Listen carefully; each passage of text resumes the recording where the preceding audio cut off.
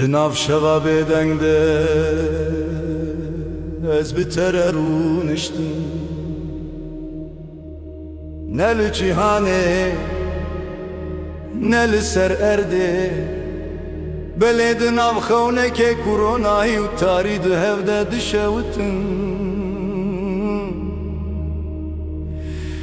Tu hatî wekî siya ku dilê min dizanibû, lê çavên min nikaribûn ragirin.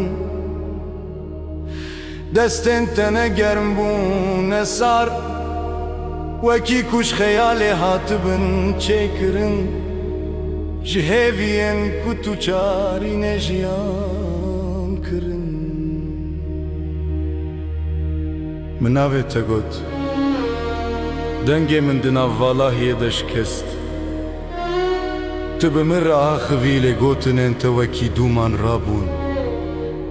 Berî ku bigihîjin guhên min winda bûn. Ev evîn ne wekî agir bû, belê wekî ronahiyek dûr, ku her çi qas nêzik dibûm, zêdetir ji min dûr diçû. Min te di xewna xwe de hem bêz kir, lê laşê te ji ronahiyê bû şikest di destên min de. Wekî avê ku nikare were girtin. Tu gotî em li vir ne ji bo ku bibin yek, em ji bo ku bibînin ka çi qas dikarin bê yekî bijîn. Di wê gavê de dilê min fêm kir ku xewn jî dikarin xiyanet bikin, ku hinek evîn tenê ji bo şewtandinê tên, ne ji bo ronîkirinê. Gava ku şevkediya tu hêdî hêdî di nav spêdeyê de winda bûyî. Wekî sterkek ku rojê nikare bihêle bimîne. Ez içtim bi tenê, ne di xewneke din de ne di rastiyê de.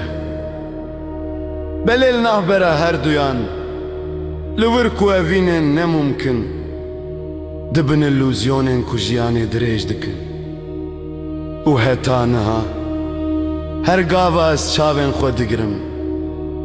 Tu dîsa teyî wekî bira têk çûyiya dilê min, wekî keçikek ku tenê di xewnan da dijî û di her çarê de. Min dîsa fêr dike ku hinek evîn ji destpêkê ve hatine nivîsandin ku nebin rastî.